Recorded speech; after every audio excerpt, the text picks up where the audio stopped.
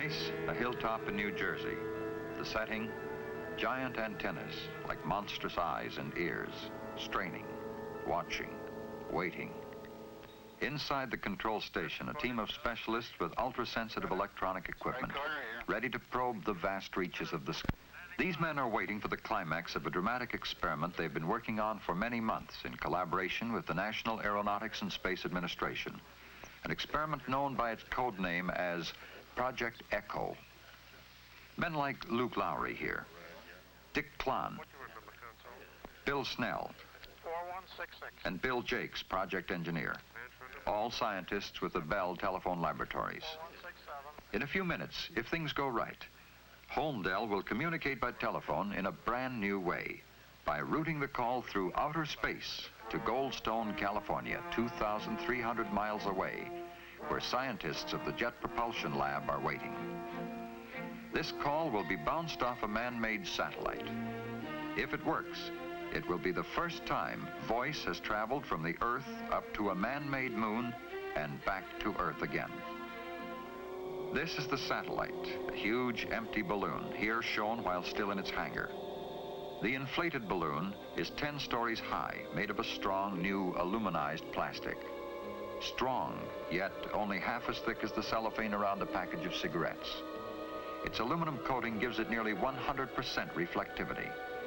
That balloon will soon be hurtling across the sky 1,000 miles high over North America. Yes, these men know why they are on this New Jersey hilltop. But others may wonder, even if it works, so what? Who cares about bouncing messages off a space balloon? What's the practical good of it? We can telephone almost any place in the world today. Thanks to ocean cables, we can talk overseas as if to the phone next door. This year, about 3 million messages will be transmitted across the Atlantic. But 10 years from now, it is predicted there will be 21 million messages. More facilities will be needed. And there are the polar regions where severe atmospheric conditions make radio reception difficult. Here, particularly, the military need for alternate communication systems is great. Powerful microwave transmitters carry telephone calls over barren and open spaces. These systems will always serve us well. But today, as scientists look ahead, they foresee great gaps in our worldwide communications unless more and different systems can be devised. For instance, we would like to see live television programs, history in the making from all over the world. But TV broadcasting presents a special problem. One TV channel requires the space of almost 1,000 telephone circuits. This requirement is simply too expensive for present systems. And even if this problem could be licked today, what about tomorrow? For many years now, Bell Laboratories scientists have been looking ahead to satellites for communication. We are already capable of building a satellite equipped with operating receivers and transmitters which could be made to operate at a much greater height than a simple reflector balloon like that in Project Echo. The higher you go, the greater the portion of Earth in range of the satellite, and the fewer you need to circle the globe. A worldwide communication system of satellites like this has already been outlined by the Bell system. The plan envisions several strings of equipped satellites, altogether about 50 of them, orbiting at a height of about 3,000 miles. As the one you were using moves out of range, you would switch to the next one coming along, and so on. And if you wanted to send, say, a telephone message or a television program to some area not covered by any single satellite, the signals might be bounced from transmitter to satellite, back to Earth, up to a second satellite, and down to the destination. That way, you could maintain continuous transmission of telephone calls and television programs to various parts of the Earth. But scientists have conjectured even far beyond this. Perhaps someday it will be possible and worthwhile to put up a precisely positioned satellite, 22,300 miles out, which at that distance would revolve in step with the Earth and would seem always to hang in the same place in the sky. If it became possible to put 3 such satellites in orbit, together they could cover the Earth. But this high-orbit, 22,000-mile system is at best far in the future.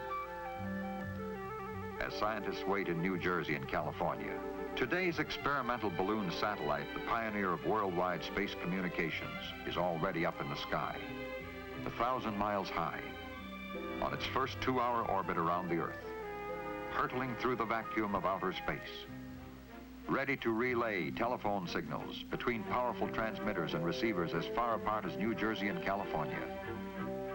The men in both locations know that when and if it does arrive, they will have approximately 15 minutes to bounce their messages from coast to coast off its surface. For in 15 minutes, it will have swept across the United States and be out of range. These men well know the complicated chain of events that is a natural part of missiles and space operations. Earlier in the day, the first big question was, would the missile system work? Hours before, down at Cape Canaveral, the Delta missile that would put the Echo balloon into orbit was on its launching pad. Ready to be guided through space by the command guidance system, located in the Bell Laboratories control station at the Cape.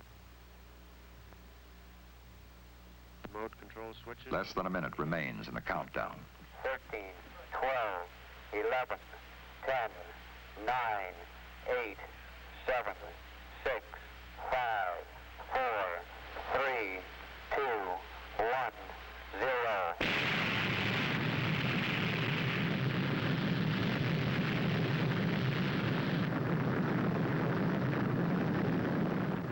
As the missile hurtles through space, the control center maintains communication with it, checks its position, and automatically sends any necessary steering orders to keep it on its predetermined path. This guidance system was designed by Bell scientists, the same system that meets the precise target demands of the Titan intercontinental ballistic missile. Its job here is to put the Echo satellite in orbit with pinpoint accuracy. Will it? That is the question these men ask themselves as they finish monitoring the guided portion of the missile's flight. And will the balloon, squeezed into a 26-inch sphere, release okay? Will it inflate properly or burst into fragments? They still have to wait. High in the sky, the third stage burns out. The payload section separates from the engine. The protective shell springs apart, releasing the balloon. Floating clear, the balloon is inflated by a chemical powder which instantly vaporizes in the vacuum of outer space. The men won't know it for some time yet, but balloon inflated and in orbit. As the minutes pass, scattered tracking stations take up the difficult job of finding the balloon and tracking it. Now it's up to Bill Jakes and these other communications men in New Jersey and California to find it. When they do, in addition to transmitting tape-recorded messages, they will talk together on the telephone. But until then, they still have their worries. This new, unique horn-type antenna, so painstakingly developed here in Holmdel, will it really eliminate static? It should, with the help of new circuitry and this other recently developed equipment called the maser. These inventions will make the weakened voice signals come in strong and clear, even after their long journey through space. This is no ordinary amplifying device. It operates in an ultra-cold vat of liquid helium at minus 457 degrees Fahrenheit. In this super cold world, the maser's ruby crystal helps keep the telephone conversation clear and easy to hear, which makes the maser one of the greatest new contributions to communications. At last, the sweating out period is about over. Holmdel is in constant touch with Goldstone by an open telephone line. The first actual transmission bounced off a man-made satellite will be from tape recordings. Goldstone has just reported they have picked up the balloon.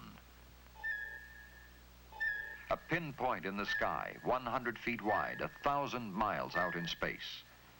Like trying to locate a golf ball a mile away.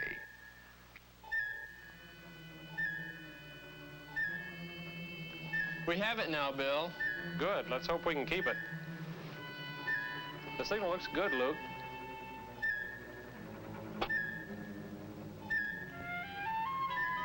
tracking looks good, too. Let's see how Goldstone is doing. Hello, Goldstone. This is Homedale. We're getting your signal. How are you receiving ours? Strong and steady, Bill. Fine, fine. Okay, here we go. We're going to start our tape now, and you start yours. This is President Eisenhower speaking. It is a great personal satisfaction to participate in this first experiment in communications involving the use of the satellite balloon known as Echo. This is one more significant step in the United States program of space research and exploration. The program is being carried forward vigorously by the United States for peaceful purposes for the benefit of all mankind. The satellite balloon, which has reflected these words, may be used freely by any nation for similar experiments in its own interest. Information necessary to prepare for such participation was widely distributed some weeks ago. The United States will continue to make freely available to the world the scientific information acquired from this and other experiments in its program of space exploration. It really sounds good here, Walt. Fine, Bill. And so the first spoken word from man through space to his own satellite and back to man again is the voice of the President of the United States. And as the satellite sweeps swiftly out of range, further transmission must wait for another passage. Now, sometime later, as the balloon again passes over America, the same scientists try the first telephone conversation ever bounced from a man-made satellite. You can fire up the transmitter. Right.